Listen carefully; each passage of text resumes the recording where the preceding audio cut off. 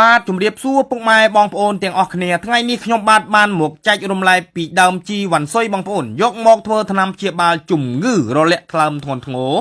និងលើសជាតិស្ករនៅក្នុងសរសៃឈាមជាពិសេសចុងក្រោយគេបង្អស់ជំងឺសន្លាក់រ៉ាំរ៉ៃរឹតតែពូកែថែមទៀតវិធីប្រើប្រាស់ថ្នាំវិញម្ដងយកជីវ៉ាន់សុយកន្លះខំស្រស់កាត់ជាកង់ឲ្យបាន4-5កង់បន្ទាប់មកដាក់ដាំជាមួយទឹក1លីត្ររំងាស់ឲ្យបាន15នាទីហូបថ្នាំវិញមួយថ្ងៃហូប3ដងព្រឹក1ដងថ្ងៃ1ដងនិងល្ងាច1ដងណាបងប្អូនព្យាយាមហូបចាប់ពី5ទៅ7ថ្ងៃជំងឺដែលខ្ញុំរៀបរាប់នៅខាងលើគឺបានជាធូរស្បើយតែម្ដងបងជំរាបសួរពុកម៉ែបងប្អូនទាំងអស់គ្នាថ្ងៃនេះខ្ញុំបានមកចែករំលែកពីដើមឆាយាបូកជាមួយនឹងដើមអំពិលខ្មៅនិងផ្លែអំពិលទឹកបារាំងបងប្អូនណា3មុខលេចូលគ្នាប៉ុន្តែអត់បានបង្ហាញពីអំពិលខ្មៅនិងផ្លែអំពិលទឹកបារាំងទេបងប្អូនណាសូមទោសទុកជាមុនបងប្អូនណាយកមកធ្វើថ្នាំព្យាបាលជំងឺទី1ទឹកនោមប្រៃទី2ជាតិអាស៊ីតឡើងខ្ពស់ទី3ជំងឺដាច់សរសៃឈាមខួរក្បាលវិធីប្រើប្រាស់ថ្នាំវិញម្ដងយកដើមឆាយាចំនួន3កង់1កង់កាត់កន្លះចង្អាមរួចដំឲ្យទក់បន្ទាប់មកទៀតរកដើមអំពៅខ្មៅចំនួន3ខ្នាំងបងប្អូនណាយកតែខ្នាំងរបស់អំពៅខ្មៅទេបន្ទាប់មកទៀតទៅរកផ្លែអំពិលទឹកបារាំងចំនួន3ផ្លែខ្ចីបងប្អូនកាត់ជា3កំណាត់1ផ្លែកាត់ជា3កំណាត់ដាក់ដាំជាមួយទឹក3លីត្ររំងាស់ឲ្យបាន15នាទីពេលទទួលទានវិញមួយថ្ងៃអត់កំណត់ទេណាបងប្អូនព្យាយាមទទួលទានចាប់ពី7ទៅ10ថ្ងៃអាការៈជំងឺនឹងបានជាធូរស្បើយបងប្អូនមិននឹកស្មានថាថ្នាំសមជួរគ្នា3មុខពូកែដល់ម្លឹងសោះ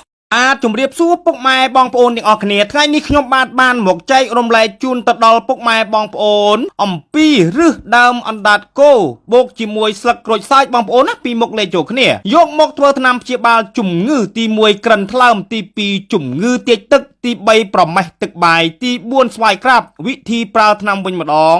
ដកដើមអណ្ដាតគោតែយកតែឫសរបស់វាទេណាបងប្អូនបន្ទាប់មកយកទៅលាងទឹកសម្អាតឲ្យបានល្អរួចយកទៅហាលឲ្យស្ងួតយកចំនួន30ក្រាមដាក់ដាំជាមួយទឹក3លីត្ររំងាស់ឲ្យបាន15នាទីរួចដាក់ស្លឹកក្រូចសើច5សន្លឹកចូលប្រហុងពេលទទួលទានថ្នាំវិញមួយថ្ងៃទទួលទានអត់កំណត់ទេណាបងប្អូនចង់ទទួលទានពេលណាក៏បានព្យាយាមទទួលទានចាប់ពី7ទៅដល់10ថ្ងៃអាការៈជំងឺនឹងបានជាធូរស្បើយជាពុំខានបងប្អូនការតមវិញទី1ជូរទី2ប្រៃទីជំរាបសួរពុកម៉ែបងប្អូនទាំងអស់គ្នាថ្ងៃនេះខ្ញុំបានមកចែករំលែកពីគល់កន្ត្រាំងខេត្តនិងឫសកន្ត្រាំងខេត្តណាបងប្អូនយកមកធ្វើថ្នាំព្យាបាលជំងឺបងប្អូនមួយចំនួនដែលពុលចំណីមានដូចជាគ្រឿងសមុទ្រមិនថាក្តាមសេះត្រីសមុទ្រមឹកបង្គាទេនិយាយរួមឲ្យតែគ្រឿងសមុទ្រទាំងអស់និងពុលចំណីអីផ្សេងចំណែកពុលវិញអាការៈមានដូចជា1រាក់ខ្លាំងទី2ក្អួតទី3ចុកណែនពេញពុះទី4វិលមុខទី5ឈឺក្បាលខ្លាំងវិធីប្រើប្រាស់ថ្នាំវិញម្ដង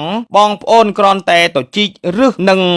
គល់កន្ត្រាំងខេត្តស្រស់បងប្អូនណាទុកប៉ុនមេជើងប្រវែងកន្លះចង្អាមបន្ទាប់មកយកមកលាងសម្អាតទឹកឲ្យបានស្អាតល្អកាត់ជា5-6ចំណិតរួចដាក់ដាំជាមួយទឹក1កែវដៃធំណាបងប្អូនបន្ទាប់មករំងាស់ឲ្យសល់តែកន្លះកែវដៃទេណាបងប្អូនរួចយកមកហូបឲ្យក្តៅអ៊ុនៗបានតែ3នាទីគឺបាត់ភ្លាមតែម្ដងពូកែស័ក្តិសិទ្ធិខ្លាំងណាស់បងប្អូនណាម៉ៅទឹកដោះខ្លានិងស្លឹកជីនាងបងថ្នាំលាងឈាមសម្រាប់ពុកម៉ែបងប្អូនដែលមានបញ្ហាឈាមឧស្សាហ៍តែលាងឈាមជារៀងរាល់ខែជារៀងរាល់អាទិត្យបងប្អូនអាចសាកមកប្រើជាមួយនឹងស្លឹកជីនាងបងនិងស្មៅទឹកដោះខ្លានេះបានរបៀបប្រើប្រាស់បងប្អូនគ្រាន់តែបេះស្លឹកជីនាងបងឲ្យបានចំនួន1ក្តាប់ដៃឲ្យតឹងរួចហើយបងប្អូនកាត់យកស្មៅទឹកដោះខ្លាទាំងដើមទាំងស្លឹកឲ្យបានចំនួន1ក្តាប់ដៃឲ្យតឹងយកថ្នាំពីរមុខនេះលាងសម្អាតទឹកឲ្យស្អាតហើយយកទៅដាក់ដាំទឹកចំនួន3លីត្រកន្លះដាំឲ្យពុះរងាស់15នាទីបងប្អូនយកមកហូបការហូបមួយថ្ងៃ3ដងពេលព្រឹកម្ដងពេលថ្ងៃម្ដងពេលល្ងាចម្ដងមួយដងកន្លះលីត្រព្យាយាមហូបឲ្យបានរយៈពេល3ថ្ងៃទៅ5ថ្ងៃឈាមកខ្វក់នៅក្នុងខ្លួនរបស់បងប្អូននឹងចាប់ដើមលាងចេញម្ដងតិចហើយសូមអរគុណសូមជម្រាបលា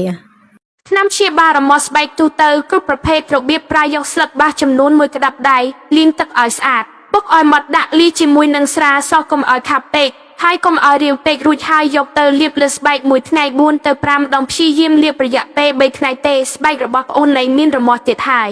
ស្លឹកត្របែកថ្នាំព្យាបាលឈឺឆ្អឹងឈឺសន្លាក់ហាមដៃហាមជើងនិងប្រគ្រីវរបៀបប្រើបេះស្លឹកត្របែកមិនថាខ្ចីមិនថាចាស់ បានចំនួន1ក្តាប់ដៃឲ្យតឹងដាំទឹកចំនួន2លីត្រដាំឲ្យពុះរំងាស់15នាទីការហូបមិនកំណត់ទឹកក៏មិនកំណត់ពេលវេលាហេតុពេលណាហូបពេលណាព្យាយាមហូបឲ្យបានរយៈពេល5ថ្ងៃទៅ1សប្តាហ៍នឹងឃើញផលហើយ